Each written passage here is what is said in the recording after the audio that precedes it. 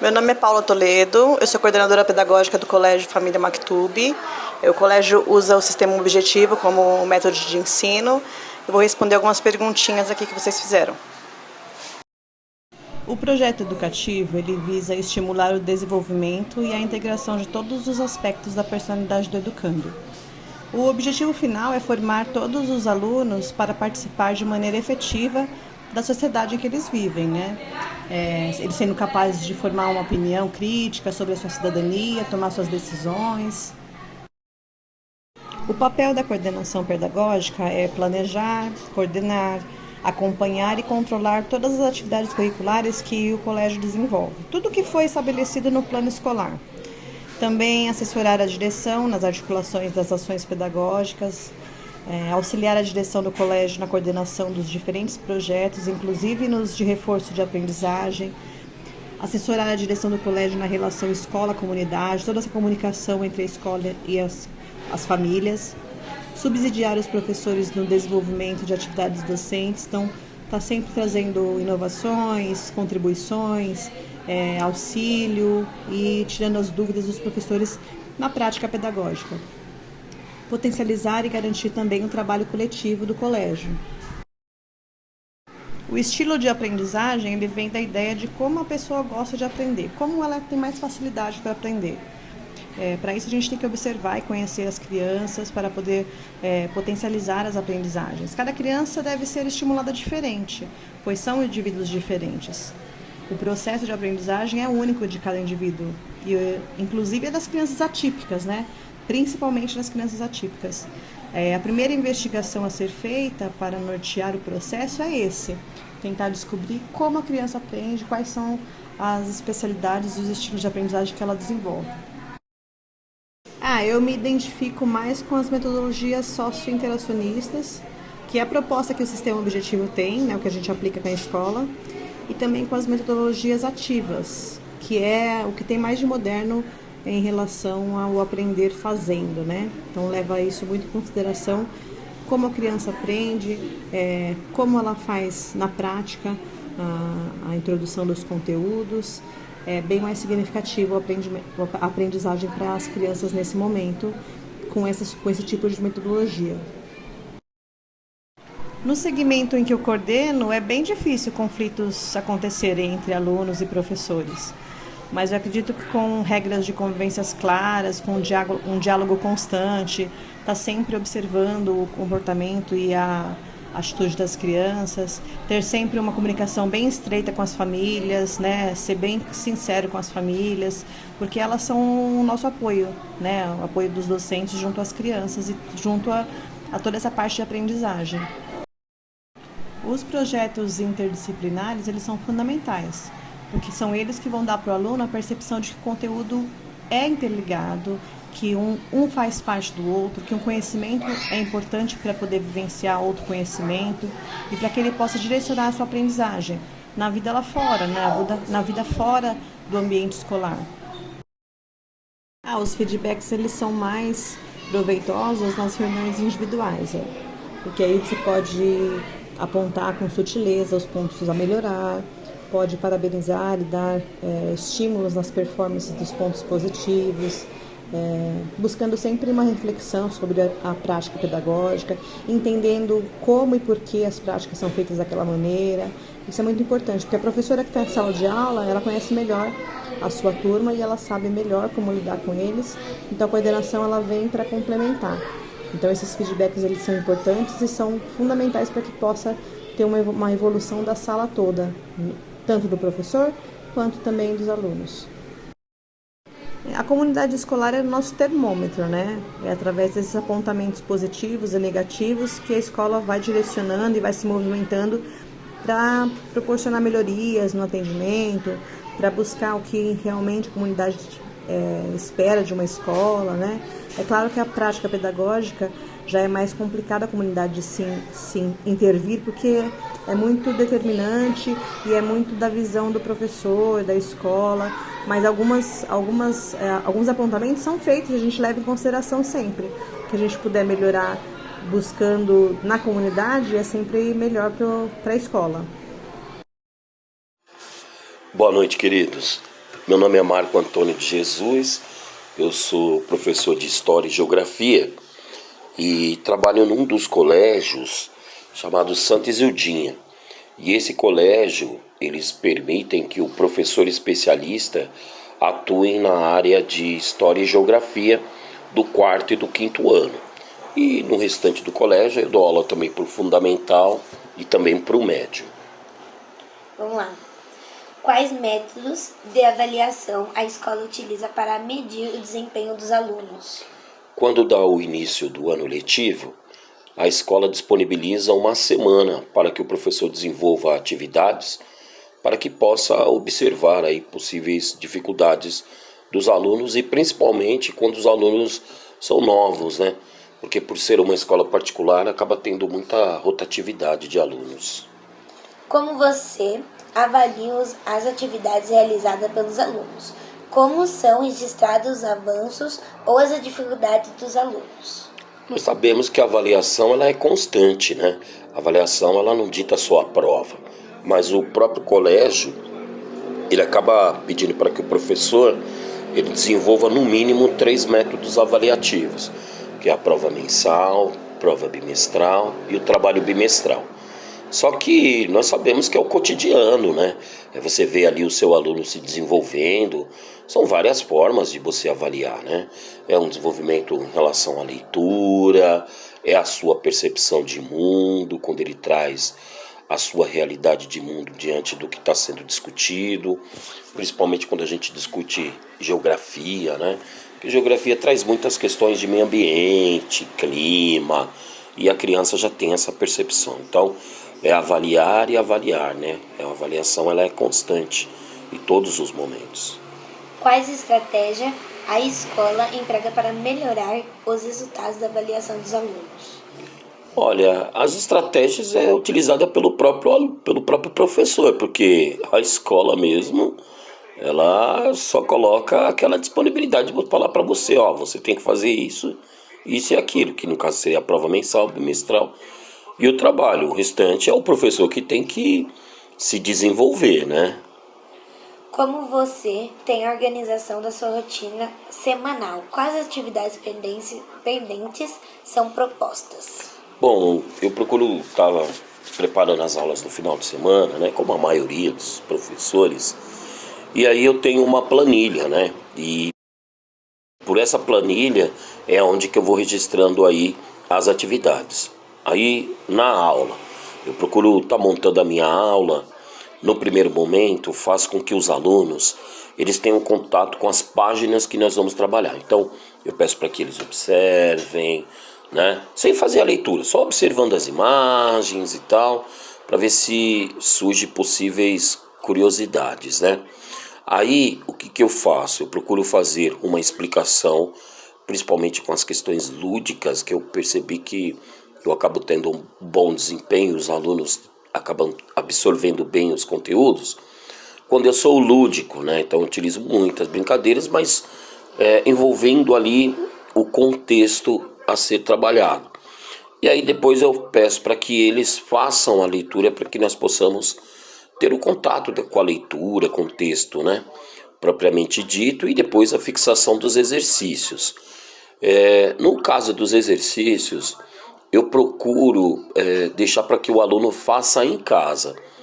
Por quê? Eu tento dinamizar o máximo possível da explicação da aula e aí fazendo com que ele participe, para que haja uma interação, né? Quando possível eu tento buscar alguns vídeos, principalmente quando é de história, porque o aluno muitas vezes ele não tem o contato, ele não tem essa visão, né? Você imagina, você vai discutir determinados assuntos de um período como, por exemplo, pré-histórico, né? O aluno não tem noção, né? Principalmente pela idade dele. Então esses são os métodos que eu utilizo. O que você acredita que daria maior qualidade em relação da aprendizagem dos alunos? A participação de todos, né? Quando a gente diz que, quando a gente fala sobre a questão da educação, todo mundo tem receita de bolo, né? Mas aí eu penso que se cada um fizer a sua parte, eu acho que essa é a verdadeira receita.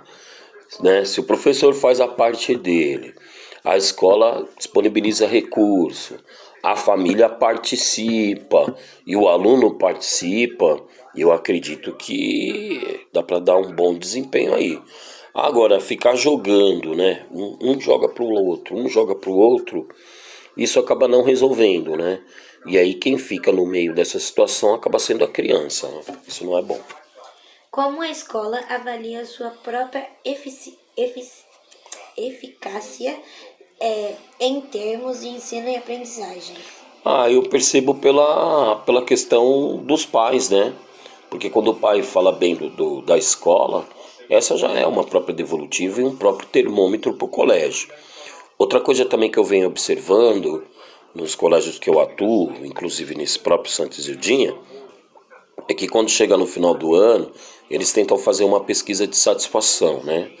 Mesmo não concordando com essas pesquisas de satisfação, mas ela acaba servindo como um certo termômetro, né? E para a escola ela acaba utilizando esses índices aí para se autoavaliar.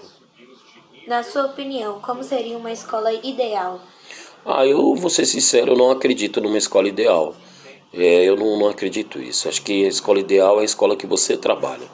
É o público que você tem. É você que tem que, eu não digo se adaptar ao público, né? Mas são as ferramentas que você vai ter que utilizar para desenvolver o seu trabalho. Escola dos sonhos, todo mundo idealiza, mas ela não existe não, né? E aí acaba requerendo muitas vezes do próprio educador. Principalmente quando você trabalha com escola com pouco recurso, é o momento em que o professor parece que ele desenvolve mais ainda as suas habilidades, né? E as suas criatividades para poder desenvolver uma boa aula. Isso não é justo com o professor, principalmente com a questão do salário, né? Você pega escolas que têm problemas com tecnologia, com projetor, ou que seja um radinho para tocar uma música ou qualquer coisa assim. Muitas vezes é o professor que acaba despendendo aí do seu pouco salário, né? Para poder se desenvolver. Eu acho interessante pela questão da criatividade do professor, mas eu acho que isso não é justo, né? Então eu não acredito assim numa escola ideal. Acho que a escola ideal é aquela que você trabalha, é aquela que você tem a liberdade para você desenvolver o seu trabalho. No seu entender, que indicadores são importantes na escola de qualidade? Que indicadores? Olha, eu vou ser bem sincero, sabe? Eu não sou muito favorável desses níveis de indicadores. Por mais que eles sirvam como termômetro, mas eu faço de tudo para não avaliar o meu aluno como um número. O meu aluno é muito mais do que um número. Para mim, é muito importante essa questão do olhar pessoal, sabe? O olhar individual, o olhar humano. Você pegar o seu aluninho ali com dificuldade no primeiro bimestre e quando chega ali no finalzinho do quarto bimestre, você fazer toda uma trajetória do desenvolvimento com esse aluno e conversando com a própria sala, falando do desenvolvimento.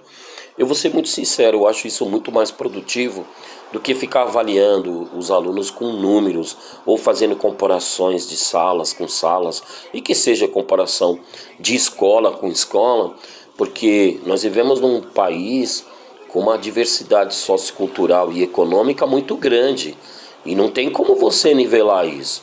Você tem crianças que têm um capital cultural interessante, e você tem pessoas que têm um nível econômico bom, mas não tem um capital cultural para ser dialogado dentro da escola. E isso traz reflexos, né? Nós não podemos entender que a escola ela só dentro do ambiente escolar.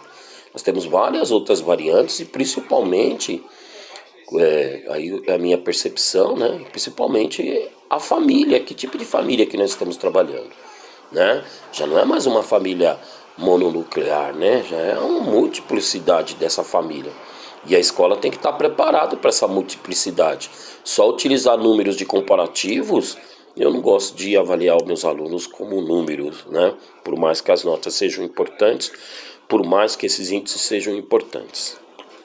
O que não pode faltar na organização do trabalho de um diretor de escola que busca a construção e a qualidade da educação? Eu acredito que a confiabilidade na equipe, mas eu não estou falando confiabilidade só da boca para fora, né? E é o que muitas vezes a gente acaba ouvindo dentro da escola. Ah, nós somos uma família. Não, nós não somos uma família. A minha família está na minha casa, né? A minha família está no meu convívio, quando eu chego de casa. A minha família, ela está no meu final de semana, com o meu churrasquinho, né? Uma delícia. Não, dentro da escola eu tenho profissionais. São profissionais que estão ali para desenvolver o seu melhor. Nós não podemos confundir uma coisa com a outra. Agora, o que eu vejo assim interessante é um modelo de coordenação e de direção que realmente está engajado, que realmente está próximo desse professor, apoiando principalmente os professores novatos, né? Porque para ele também é um universo muito complexo, tentando fazer esse engajamento do professor mais antigo com o professor mais novo, fazendo com que haja troca de experiências e não competitividade. Eu percebo muita competitividade entre nós educadores, isso não deveria existir, né?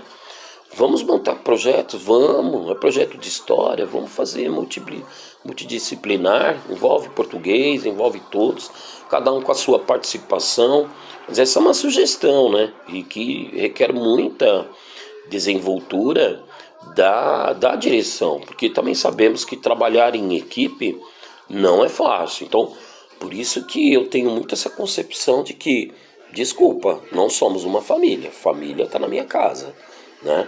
A escola é um ambiente de profissionais e é onde existem relações humanas. E essas relações devem ser feitas com clareza, com profissionalismo e com qualidade. Como é o processo de adaptações dos novos alunos? Então, como eu disse anteriormente, no caso desse colégio que eu atuo, né, um deles, né, que é o Santos Zildinha, para trabalhar essa faixa etária da entrevista, eles fazem uma semana de adaptação, né? Então, nessa semana de adaptação, aí é desenvolvida várias atividades, né, com todas as disciplinas. Então, o aluno, ele fica um determinado momento com história e geografia, aí ele fica outro determinado momento, isso durante uma semana toda, né? Aí ele fica lá com o professor de educação física, aí ele fica com a professora de artes, então ele vai desenvolvendo múltipla atividade. E a partir dali, quando chega na sexta-feira, que aí conclui a semana, é onde reúne os professores, né?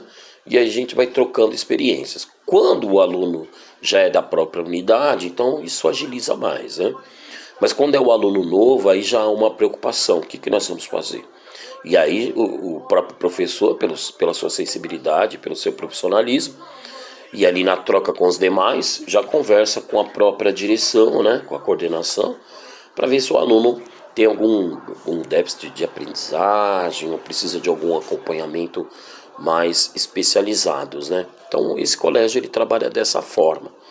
Eu vejo um certo problema muitas vezes quando esse aluno entra novo, quando ele entra no processo. Então, aí quando ele entra no processo, existe toda uma preocupação da coordenação para que desenvolva um outro método de avaliação, porque muitas vezes, pela diferença de material apostilado, porque no caso das escolas particulares trabalham com material fechado, né? Então é um material apostilado. O aluno vem com outro material, por mais que a dinâmica dos conteúdos são as mesmas, mas os métodos de abordagem é diferente. O aluno é muito novo, né? É uma criancinha, né? Para ele se adaptar. Então, aí tenta desenvolver outro tipo de atividade para que o aluno não tome um choque com a questão da prova, né? Como é a relação da escola e os pais? Eu percebo que a escola ela tenta se aproximar o máximo possível dos pais, né? Mas nós temos que entender que hoje a família é outra, né? Eu vejo que a escola tem que se adaptar muito a esse modelo novo de família. Quando eu digo modelo novo de família, assim, não temos mais a disponibilidade do pai e da mãe estar nas reuniões, né?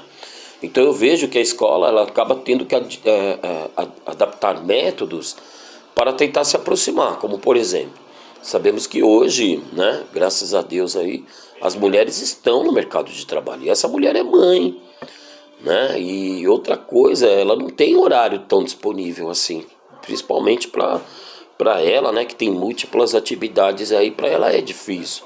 Então eu percebo no colégio que eu trabalho, eles tentam criar um outro dia, não um horário da aula para a realização de, de aproximação, né, por meio das reuniões. Então tenta criar reuniões aos sábados.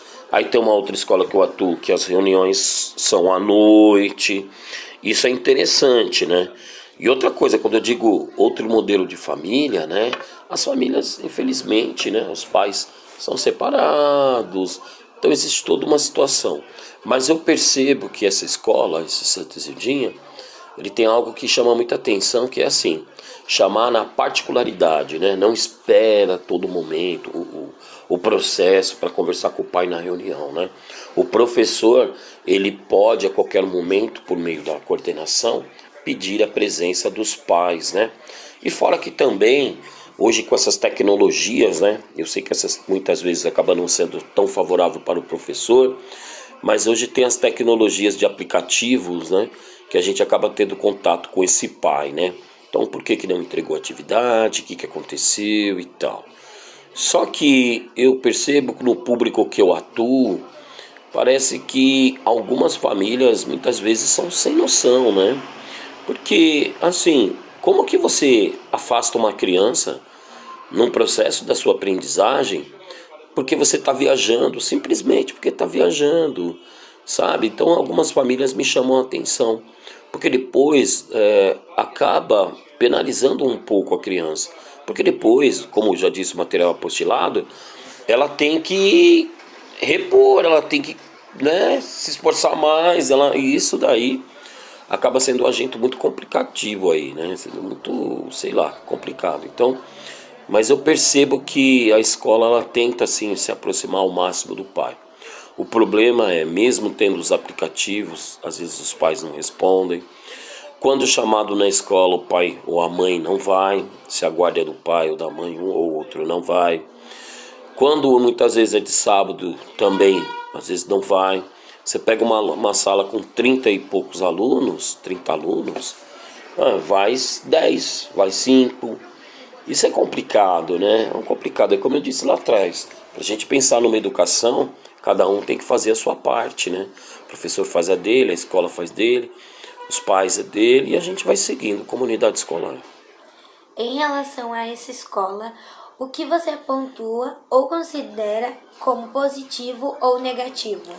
Vamos pensar primeiro no positivo, né? Eu sinto uma liberdade de trabalho, né? Sinto reconhecimento do meu trabalho, eu acho que isso é muito interessante, né? Agora, o negativo, eu vejo assim, é o negativo a nível Brasil, sabe?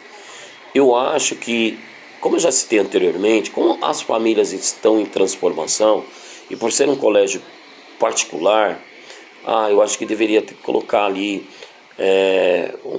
um psicólogo dentro da escola para acompanhar melhor essa criança, sabe? Esse é o aspecto negativo que eu vejo da escola no Brasil. A gente não tem essa estrutura. Muitas vezes joga isso só para o professor, né? E o professor, ele tem os seus problemas, ele tem suas contas, ele tem as suas frustrações, ele tem as suas alegrias, ele tem as suas tristezas. E jogar tudo para o professor, eu acho que é muito complexo, né? Outra coisa que é muito negativo, a questão do salário, né? Como eu disse anteriormente, discurso de que nós somos família, acho que não é bem assim, né? Eu acho que a valorização do professor começa com o salário. Eu acho que esse é o ponto, né? Pagar um bom salário, um salário justo, né? Pagar um salário justo para o professor, para que ele possa se aperfeiçoar, para que ele possa também viver, para que ele possa também viajar, para que ele possa desfrutar com a sua família, para que ele tenha uma boa qualidade de vida, para que na hora quando ele for tratar com essas pessoas, que são os nossos alunatos, né? A gente possa se desenvolver e todo mundo ganha. Então a minha crítica é em relação ao Brasil, no quesito do professor, né? Joga-se tudo no professor, culpado é o professor. Você pega aí a gestão de governo anterior, né, fazendo a cabeça de pais contra professores. Meu Deus, o professor é culpado, o professor é culpado. Meu Deus do céu. Aí quando você pega no pé da letra, você vê famílias com problemas, escolas com problemas, escolas faltando estruturas, né? O professor não tem condições, péssimo salário, né? Mal dá para ele se manter. Ele tira do bolso aí para fazer muitas atividades aí para que o seu trabalho seja bem desenvolvido. Então a minha crítica acho que vai a nível Brasil. No geral, o que você acha que os alunos esperam de um professor? A empatia, né? Eu pelo menos tento trabalhar muito isso com meus alunos, a questão da humanização, né? Eu já disse isso também anteriormente. Eu acho que a humanização é o segredo. Porque quando o aluno percebe que alguém se importa com ele, ele se aproxima, né? E o que me chama muito a atenção dos meus alunos são assim, quando eles falam, professor, eu detesto história, mas eu te amo. Eu acho que isso facilita muito, sabe? Porque mesmo quando você faz a cobrança, né, eles veem você, principalmente por eles terem pouquíssima idade, veem como pai, né, veem como o mais velho, que quer bem, né? Então isso para mim é muito importante. Acho que a empatia, o respeito também, saber usar a autoridade sem ser autoritário, né? Isso você vai ganhando confiança do aluno.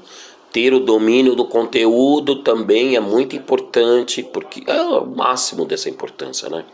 Principalmente hoje que nós vivemos na era da informação, dialogando determinados assuntos com eles, eu percebo que o conhecimento prévio de alguns alunos é assim maravilhoso. Eu tenho alunos ali do 5º ano que a gente traça algumas discussões, tanto de história quanto de geografia, que muitas vezes meu aluno lá do 7º, do 9º ano, seja porque ele está passando numa outra fase da vida, né, principalmente em relação à vergonha, né, fica mais inibido, mas as discussões acabam sendo assim maravilhosas, porque ele traz o seu universo.